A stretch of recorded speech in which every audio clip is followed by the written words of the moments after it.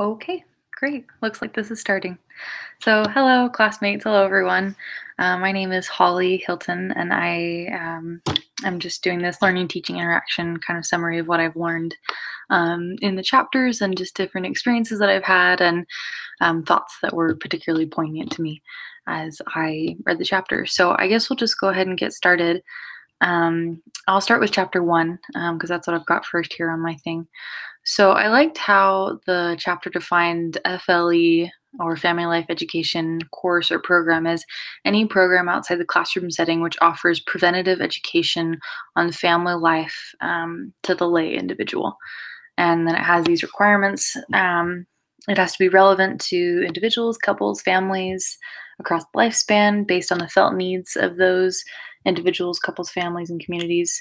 It draws on materials from lots of fields. It's multi-professional, offered in many venues, whether that be the internet um, or in a live classroom or in a workshop or in a printed manual or something. It's educational rather than therapeutic. It's respectful of diverse values. Requires qualified family life educators to realize its goals, and then helps families to develop knowledge, skills, and refine their attitudes and intentions. So, what I really liked about this particular definition was that it just covered a lot of different aspects of family life education. So, made some distinctions that I think are really important. One of those being that the educator must be qualified. I think that that's huge in today's society. It's in one of the other chapters, chapter 19, where it mentions some of the issues that we face when we're doing family life education, one of those being professionalism and program rigor. I think that there's this idea in society that you don't really need to get family life education or become educated on how to improve your family. And there's just sort of this idea that it's just kind of life, and that's what happens. And you don't necessarily need to engage in professional or preventative research. Um, but I think that that's wrong. You know that there's so much to be gained, which I can say from my own personal experience of how much I have learned from family life education. It just makes me think of a parenting class, for example, that I took just recently, a couple semesters ago. I remember reading the textbook and thinking to myself, oh my goodness, I can see myself in this book in some ways. I would read different concepts and I would think to myself, oh my gosh, you know, this was my experience in my family, and I tend to lean to this side, or I tend to do this thing or behave in this way. And I can totally see how those two things have been, how I have been influenced by my family and by, the parenting styles of my parents and just by the general feeling of my family um, just while I was growing up. And even that knowledge, it can really enlighten you, which I'm sure you all feel the same way because you're in this major with me, but that it can really enlighten you and strengthen those relationships of your family. You can make them even better than they are. It's kind of like, it kind of reminds me of the church's sort of slogan, I guess you would say. Maybe that's not quite the right word, but the invitation to come and see, to bring all the good that you have with you and come and see if we can't add to it. I think it's kind of the same principle with family life education, just inviting people to come and see if we can't add to the knowledge that you already have. So that's one concept that I really loved. Another one is just that it draws on material from many fields, that it's multi-professional. I think that that's really important because family life itself draws so much on multiple fields. It's involved with so many different things because everybody does different things for their professions, and that influences how they live their lives.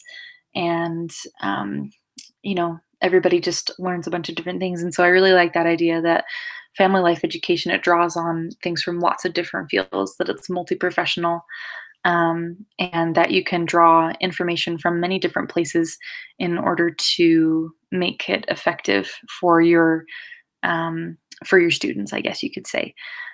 So I really liked that. I also liked this point that it's educational rather than therapeutic. I've definitely been in classes where I've been teaching and someone will raise their hand and just, in front of the class talk for a really, really long time about their particular problem, which, that person has a need to be heard and to be listened to. It's just that the classroom setting isn't the best setting for that. And so I really love that distinction that FLE is educational rather than therapeutic because um, I don't know. I think that sharing experiences is important in the classroom setting. It's just the amount of depth that you go into and probably also the length of time that you talk about it. But I think that just having that distinction at the beginning of a class like is just really important and helps people to know that, if they do need more of a um, therapeutic assistance, which is also great, then they can go to different sources for that. But that the FLE is also very helpful because it's educational that you can prevent problems in the future by learning about different things now. So I love that. Let's see if there's anything else I want to touch on. I guess this last one helps families to develop knowledge and skills and refine their attitudes and intentions. Um, I really love the quote by President Kimball, I believe, where he talks about the world would work from the outside in, but Christ works from the inside out. And I think just bringing that principle into family life education is really fundamental and important. That we are trying to help people change from the inside, helping them to gain more education, getting that knowledge that they need to lift themselves higher and their families as well, and to have a better life. Um, Being able to teach them the skills that they need in order to succeed. So I really love that concept. I guess going along with what I've got here, there was a lot of stuff about how family life education came to be and how it got started all the way, back in the 1800s with self-help books and how-to books and child mother study groups. I think that people have really always wanted to know more about the family and wanted to learn more about the family. And I loved studying the roots of the movement, as it were, and seeing what was most important to people and just how much we've grown, I suppose, especially in terms of what research we can do now. I think the main thing that is an issue now is just helping the world at large to get involved in family life education. um, and I think that was mainly what was talked about in chapter 19 and 16, just how important marketing is. And this really hit me because we actually had a session in one of my other classes where we talked about family life education marketing. And we went through this whole session where we just bounced ideas off the wall, like, what does it really mean to get family life education? What can it mean for somebody if they receive that education? And just in general, people can be less stressed, they can increase their happiness, they can have more control of what is going on in their life. And I think that that's something that really is huge that we're offering to people. And I think that, getting the right marketing approach so that we can communicate that to people, make a clear image in their mind of what results can come from the education that we can offer is a really big deal. And I think that that's something that especially needs to be done in the family life education professional sphere. So I really loved chapter 16 about um, product, price, place, promotion, public's partnership policy, purse strings, all those P's of marketing. One quote that I really enjoyed was as follows: to have a viable product, people must first feel that they have a genuine problem and that the problem offer or at the and that the product offered is a good solution to that problem. I think on the whole, people don't see that there is a problem, I guess you could say. Um, and I don't know that I want to put it exactly in those terms because I wouldn't at all want to imply that the family is the problem. It's definitely not the problem. It's just that we're imperfect human beings, and sometimes we don't know how to go about parenting, how to go about managing conflict with our spouse, what we should do when problems arise. And I think that helping people to recognize that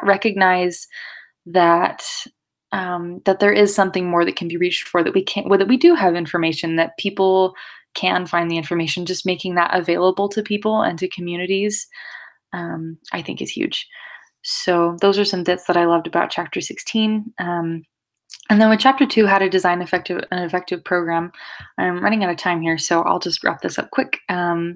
Just I love the idea of teachable concepts, of taking research and extracting the truth from that and comparing it with other ideas that you've had and other things that you've learned in different courses or research and different things like that to compare and contrast, because like all forms of science, it's not an absolute truth when one study comes out with a result.